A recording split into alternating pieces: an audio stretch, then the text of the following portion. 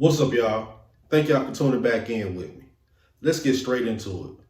First of all, I want to welcome everyone to Studio B. This is my second studio.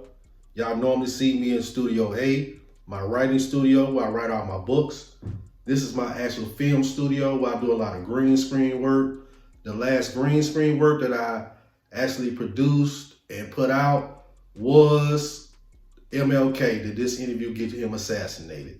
That was the last thing I filmed in here. So I've done some upgrades, add a lot of hip hop stuff in here.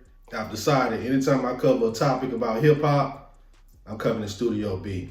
Let me start off like this. Karma's a bitch. Let me explain why. When I was little, I think I explained to y'all, I grew up in Nashville, Tennessee. I used to watch a lot of TV with my grandmama growing up, and she would think it was so hilarious when we would see reports on TV about people in Memphis thinking Elvis was still alive. And I was right there with her laughing my ass off. Yeah, them people stupid, big mama. I was a little boy, I didn't know any better. Yeah, we seen Elvis, we spotted him. He was at the grocery store, it was him, it was the king. That shit was hilarious to me growing up. Let's fast forward about 12 to 15 years.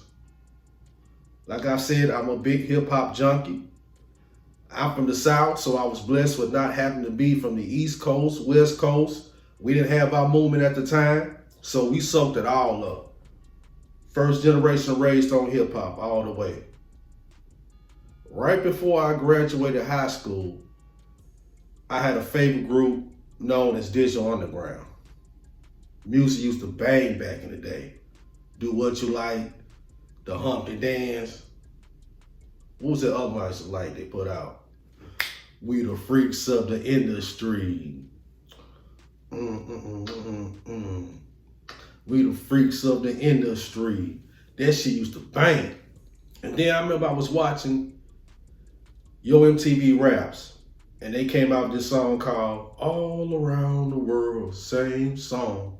You know, typical Digital Underground banger, but almost at the end of the video, they had one MC left. Never heard from this cat. His name was Tupac Shakur. And he was going off. He had the African dashiki and everything. He was snapping. And you can tell, like, damn, dude on some other shit. He don't quite sound like Digital Underground. Like Digital Underground's about that party music. This something else right here. So speed it up just a little bit. Tupac drops his first album, Tupacalypse Now. First damn single he dropped off that album was They Got Me Trapped. Nah, you can't keep a black man down, they got me trapped.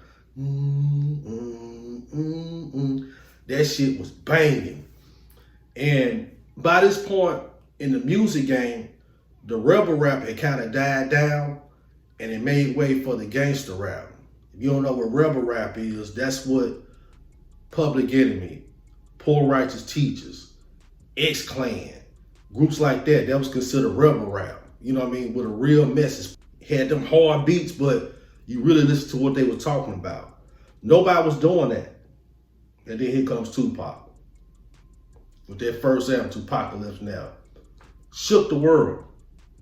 Then you start seeing brother in movies. And the first one to pop off, what? Juice. Bishop.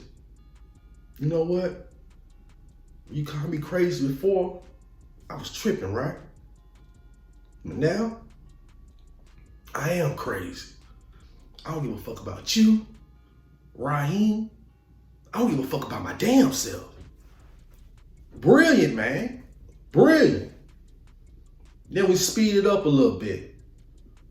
Myself, I'm going to a different transition in my life as a Tupac fan. I'm going from high school into the U.S. Army.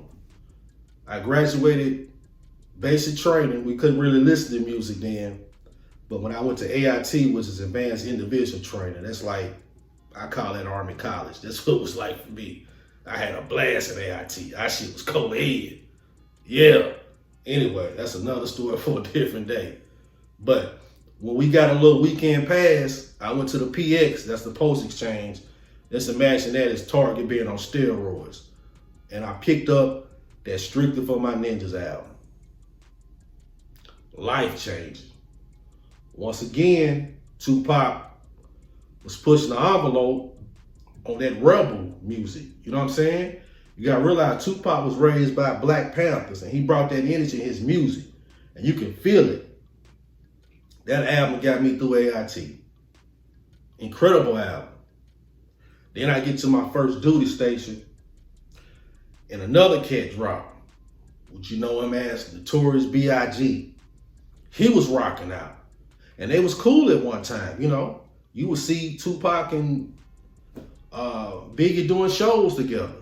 Then all of a sudden, Tupac goes to Quad Studio in New York City and gets hit 5 times. That's when the whole game changed.